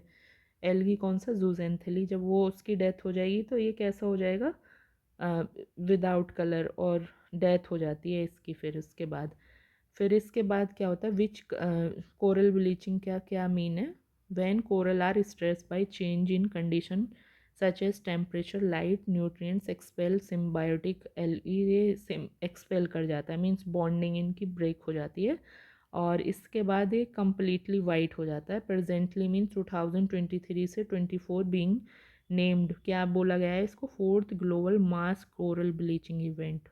मीन्स ये चौथी बड़ी कोरल ब्लीचिंग इवेंट मानी गई है। देन इसके लिए रिस्पॉन्सिबल फैक्टर क्या क्या है, टेम्परेचर इंक्रीज होना ओशियन का due to climate change, then pollution and extremely low tides, ocean acidification, biological invasion और epizootics means pathogen induced bleaching. Means जो पैथोजन बहुत सारे जो डिजीज़ की वजह से भी ये सारे इम्पैक्ट हमको देखने को मिल रहे हैं। तो इसके लिए क्या क्या इनिशिएटिव लिए गए हैं इनके कंजर्वेशन के लिए। तो सबसे पहले कोस्टल रेगुलेशन जोन 1991 में लेके आए थे under environment protection act coral species के लिए, और ये कौन सी लिस्ट में लिस्टेड है, schedule 1 of Indian wild life protection act 1972 के। ये आपको याद करना है अच्छे से। Then coral reef recovery project, ये मिथापुर गल्फ ऑफ गुजरात और मरीन नेशनल पार्क में ये शुरू किया था। लॉन्च किसने किया था, wild life trust of India in 2008 and forest Gujarat forest department ने। देन इसके बाद जूलॉजिकल सर्वे इंडिया ने किसके साथ शुरू किया है, एक रिस्टोरेशन प्रोग्राम कोरल्स के लिए, गुजरात फॉरेस्ट डिपार्टमेंट। इसके बाद रिस्टोरेशन ऑफ ब्रांचिंग, एक पर्टिकुलर एक स्पीशीज़ है स्ट्रैग हॉर्न स्पीशीज़, जो सबसे 10,000 ईयर पहले ही एक्सटिंक्ट हो चुकी है, बट इसको दोबारा से रिकवर कर लिया गया है सक्सेसफुली, और ये बहुत बड़ी अचीवमेंट है। तो ये स्पीशीज़ का नाम आप अच्छे से याद रखिएगा, स्टैग हॉर्न कोरल। देन उसके बाद ग्लोबल इनिशिएटिव है इंटरनेशनल कोरल रीफ इनिशिएटिव, 1994 में आया था और इंडिया इसका मेंबर है, ये आपको याद रखना है। ये आर्टिफिशियली डेवलप किए जा रहे हैं तमिलनाडु में, ये सब काम का नहीं है उतना। इसके बाद नेक्स्ट न्यूज़ कवर करते हैं रामसर साइट की। तो अभी recently new Ramsar site India में डेवलप किए गए, ऐड किए गए हैं। तो अभी नंबर कितना हो गया, 85।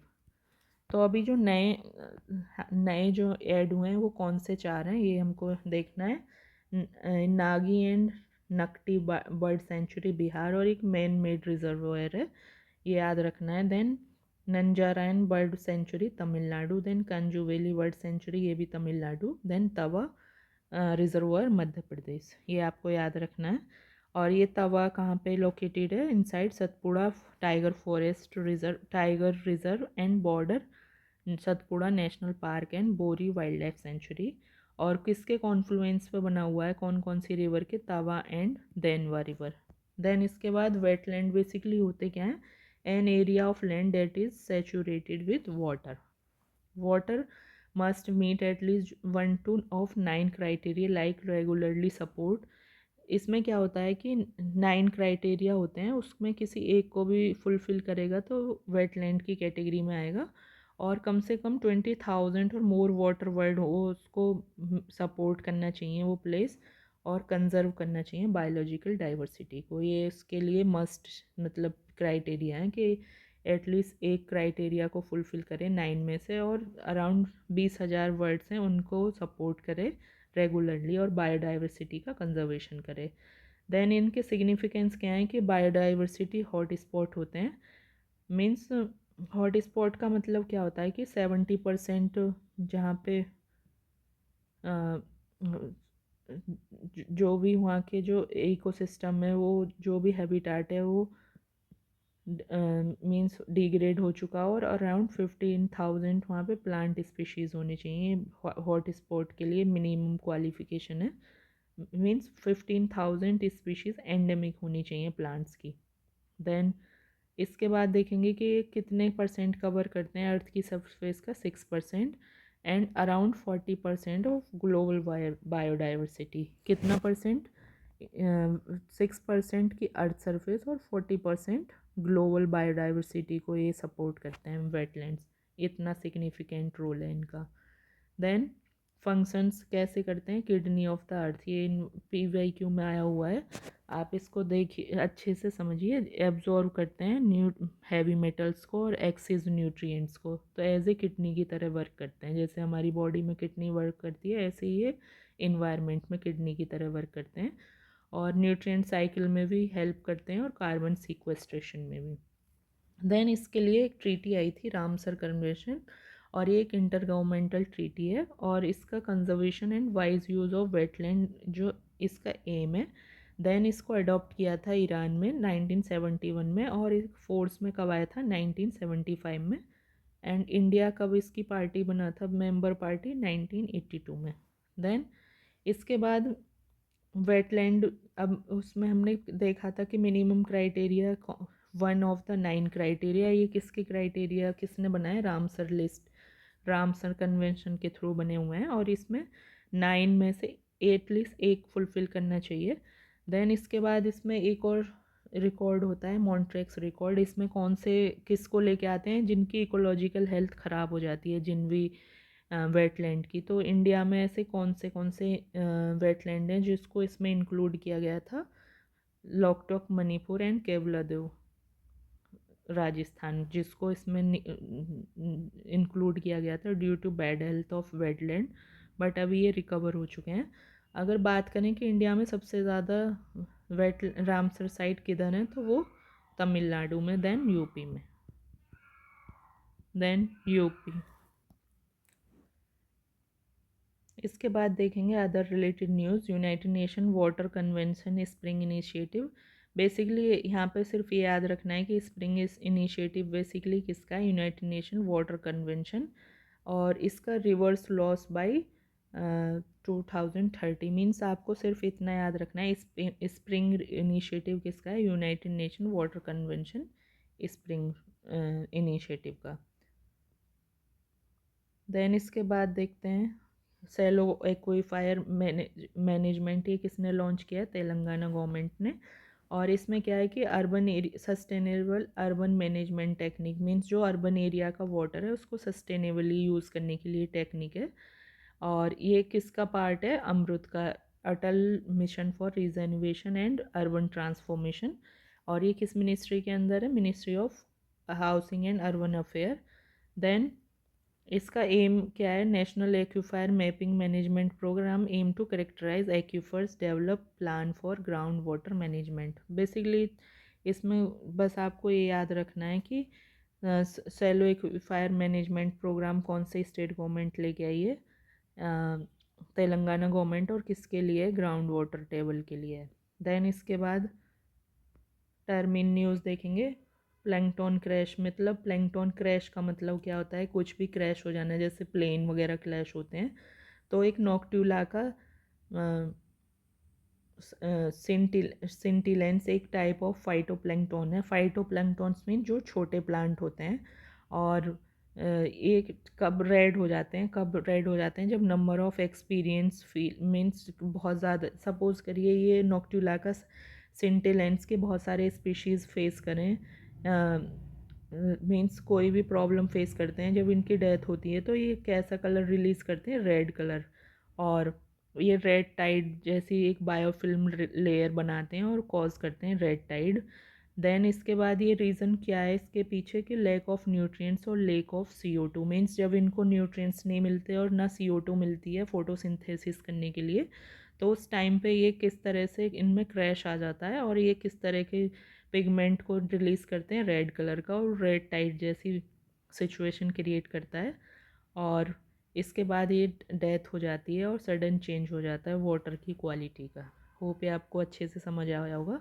देन ये क्या है? Gap limitation. इसमें क्या है कि physical constant on the size of prey, means जो बड़े साइज़ का एनिमल होगा वो बड़ा प्रे मीन्स बड़े का शिकार करेगा, और छोटा छोटा एनिमल छोटे मीन्स अपने फेस के साइज के अकॉर्डिंग। तो यही है गैप लिमिटेशन। देन मेगाफोना, इसमें क्या है कि मेगाफोना और फ्लोरा। सबसे पहले फ्लोरा क्या होता है, प्लांट, एंड फोना क्या होता है, एनिमल। तो ऐसे एनिमल जिनका वेट कितना होता है एवो 50 kg, उसको क्या बोलते हैं, मेगाफोना। देन स्ट्रेमो स्ट्रोमेटोलाइट्स क्या होते हैं, एक माइक्रोबियल कम्युनिटी होती है, और ये कहाँ पे मिलती है, लेयर ऑफ रॉक में। और ये रिस्पॉन्सिबल होते हैं ग्रेट ऑक्सीजनिक इवेंट के लिए। जब इसमें क्या है कि ये एक्सट्रीम सिचुएशन में मिलते हैं और ऑक्सीजन इंट्रोड्यूस करने में हेल्प करते हैं इन एटमॉस्फेयर में, और ये पॉजिटिव रोल है माइक्रो ऑर्गेनिज्म का। तो स्ट्रेमोल, अब आपको क्या याद रखना है, स्ट्रोमेटोलाइट्स के रोल क्या है कि ऑक्सीजनेटिक इवेंट में हेल्प करते हैं और एटमॉस्फेयर में ऑक्सीजन इंट्रोड्यूस करते हैं। इसके बाद देखेंगे environmental DNA. Basically environmental DNA क्या होता है कि it release in environment from cell material shed by organism via skin and excreta, means जो भी एक्सक्रीटा मीन्स जो भी फीकल मटेरियल होता है उसके थ्रू, देन इनटू एक्वेटिक और टेरेस्ट्रियल इन्वायरमेंट। तो उसके बाद जब इससे क्या हेल्प मिलती है कि इसको यूज़ करके स्पीशीज़ की जो बायोडाइवर्सिटी और उसके मीन्स जो कंजर्वेशन में हेल्प कर सकते हैं, उसका किस तरह से उसका डेवलपमेंट हुआ है उसके बेस पे, और उसकी बायोडाइवर्सिटी का हम अंदाज़ा लगा सकते हैं इस तरह के हेल्प। देन ये एक स्पेशिएशन, ये काफ़ी डीप मीन्स जोग्राफी का कॉन्सेप्ट है, इसको इतना पढ़ने की नीड नहीं है। अब नेक्स्ट क्या है, बायोल्यूमिनेसेंस। इसमें क्या है, एक प्रॉपर्टी होती है, basically it is a property of living organism to emit light. आपने देखा होगा कुछ इंसेक्ट लाइट एमिट करते हैं, और इसमें एक एनर्जी प्रोड्यूस होती है। वो कहाँ से प्रोड्यूस होती है, एंजाइम कैटेलाइज ऑक्सीडेशन रिएक्शन से। और ये केमिकल होते हैं यूनिक, वो कौन से होते हैं ये आप अच्छे से लर्न करिएगा, ल्यूसीफेरिन और ल्यूसीफिरेज और फोटोप्रोटीन। ये केमिकल हैं जिनकी वजह से ये लाइट एमिट होती है। एंड ये कैसा स्पैम होता है, ब्लू टू रेड लाइट होती है। देन ये अब यहाँ पे ये सारे एग्जांपल आप अच्छे से लर्न करने हैं, बिकॉज इस तरह के क्वेश्चन प्रीवियस ईयर में भी काफ़ी आ चुके हैं कि कौन से स्पीशीज़ एग्जिबिट करते हैं bioluminescence, sponge, jellyfish, hatchet fish, then worms, sea walnut, firefly, fungi, bacteria, deep sea shrimp. ये सब आपको अच्छे से याद करना है। और इससे क्या है कि कम फ्लेंज में भी हेल्प करते हैं अगेंस्ट प्रीडेटरी एनिमल्स, मीन्स बचने के लिए, जो अदर एनिमल्स से स्केप करने के लिए। देन इसके बाद फैक्ट्री फार्मिंग का क्या होती है, then raising livestock and poultry in high density facilities under controlled conditions, means बहुत ज़्यादा डेंसिटी में रख के, उन कंट्रोल कंडीशंस में रख के रेज करना लाइव स्टॉक और पोल्ट्री को। देन इसके बाद वुड एनक्रोचमेंट क्या होता है, increase the tree and shrub cover in and it wide spread across most ecosystem. Means इसका क्या मतलब होता है, किसी भी इकोसिस्टम में वुड प्लांट या श्रब, जो भी वो भी छोटे वुडी प्लांट होते हैं, मीन्स सबसे पहले ग्रासेस होती हैं, फिर श्रब होते हैं, ये सॉफ्ट स्टेम होता है इनका, देन नहीं, ये ग्रासेस के बाद हर्ब होते हैं, sorry, then shrub, then woody tree. ये ट्री जो है वुडी होते हैं। तो सपोज़ करिए ये दोनों को स्किप करके ये दोनों को इंक्रीज़ कर दें, तो इससे क्या होगा, वुडी एनक्रोचमेंट हो जाएगा और होमोजेनाइजेशन ऑफ इकोसिस्टम हो जाएगा। तो इसके नेगेटिव इम्पेक्ट क्या होंगे, जो नेटिव ग्रासलैंड जो वर्ल्ड होती हैं वो रिड्यूस हो जाएंगी। और ये कहाँ पे इम्पेक्ट देखने को मिला है, सवानाज में ओपनली आप इस तरह के इम्पेक्ट देख सकते हैं। देन इसके बाद green water and blue water. Green water basically क्या होता है, moisture in soil and vegetation, और ये पार्ट होता है हाइड्रोलॉजिकल साइकिल का, वाटर साइकिल का। और ये जो green water absorb by root use by plant, then release back to atmosphere through the process of transpiration किसके थ्रू होता है? प्लांट की लीफ के थ्रू, यहाँ पे पोर्स होते हैं, उसके थ्रू वाटर एवोपरेट हो जाता है। इससे क्या होगा कि रेनफॉल जनरेट करने में वाइटल रोल प्ले करते हैं। मिटिगेटिंग क्लाइमेट चेंज मीन्स जो टेम्परेचर मेंटेन करने में भी हेल्प करता है ट्रांसपिरेशन। देन ब्लू वाटर क्या होता है? In it is a surface and ground water found in lakes, river, reservoirs. And ये रिचार्ज किससे होता है? प्रेसिपिटेशन से। देन इसके बाद ऑर्गेनाइजेशन इन न्यूज़, जो मेजर ऑर्गेनाइजेशन है, क्या कौन कौन से न्यूज़ में रहे वो हम शॉर्ट में डिस्कस करेंगे जितना इसेंशियल एग्ज़ाम के लिए। तो यहाँ पे डिस्कस करेंगे साइट। बेसिकली साइट्स क्या है? Convention of international trade in endangered species of wild fauna and flora. जो भी इंटरनेशनल ट्रेड है एंडेंजर्ड स्पीशीज़ का, वो एनिमल भी हो सकते हैं और प्लांट भी, उनके ट्रेड पे कंट्रोल करना और उनको कंजर्वेशन करना उनका। देन इसका हेडक्वार्टर जेनेवा स्विट्ज़रलैंड में, और एक इंटरनेशनली लीगली बाइंडिंग एक एग्रीमेंट ये है। देन इसके बाद ये कब जेनेसिस हुई थी? 1963 में, और फोर्स में कब आया था? 1975 में। पार्टीज़ 184 हैं, इंडिया भी इसका मेंबर है। देन इसमें 3 कैटेगरीज हैं, 3 अपेंडिक्स के हैं। सबसे फर्स्ट में जो थ्रेटेंड विद एक्सटेंशन है, means international commercial trade is prohibited. Then इसके बाद थोड़ा जो लेस थ्रेटेड हैं वो इसमें आएंगे। देन इसके बाद पार्टी की रिक्वेस्ट करने पे प्रिवेंट अनसस्टेनेबल और illegal exploitation, require appropriate permit और सर्टिफिकेट। अब यहाँ पे देखेंगे कि इसकी रिपोर्ट कौन कौन सी हैं, ये इम्पोर्टेंट है। CITES rosewood, the global picture report, then world wild life trade report. इसके बाद देखेंगे IUCN। बेसिकली हेडक्वार्टर कहाँ है? इंग्लैंड, स्विट्ज़रलैंड में, और इसका ये basically first global environmental organisation है जिसने फोकस किया था conservation and sustainable resource uses पे। और इसकी जेनेसिस एस्टेब्लिशमेंट कब हुआ था? 1948 में। और इसके मेंबरशिप किस किस को मिलती है? गवर्नमेंट, NGOs, रिसर्च इंस्टीट्यूशन, सभी को। देन इसके बाद इसके इनिशिएटिव क्या क्या हैं? IUCN green list, world conservation congress, nature based solution NBS। देन इसकी रिपोर्ट्स कौन कौन सी हैं? Agriculture and conservation, protected planet report, nature based solution for climate change. Then इसके बाद वर्ल्ड वाइल्ड लाइफ फंड, इसका हेडक्वार्टर ग्लैंड, स्विट्ज़रलैंड में है, और एन इंटरनेशनल ये NGO है। बेसिकली नियरली 100 कंट्रीज इसमें वर्क कर रहे हैं। और इसका एम क्या है? To develop and deliver innovative solution and protected community, wildlife and place in which they live. Genesis establish कब हुआ था? ये 1961 में, at IUCN headquarter in Morges, Switzerland में। इसको रीनेम्ड कब किया गया था? World wild life fund for nature in 1985। Then in world wild life fund India establish as charitable trust in 1969। Then इसकी एक रिपोर्ट ये पब्लिश करता है, लिविंग प्लेनेट रिपोर्ट, ये आपको लर्न करना है। सो इस वीडियो में हम यहाँ तक ही कवर करेंगे। आप इसको अच्छे से रिवाइज करिए। If you have any doubt you can comment in comment section, and thank you so much for watching.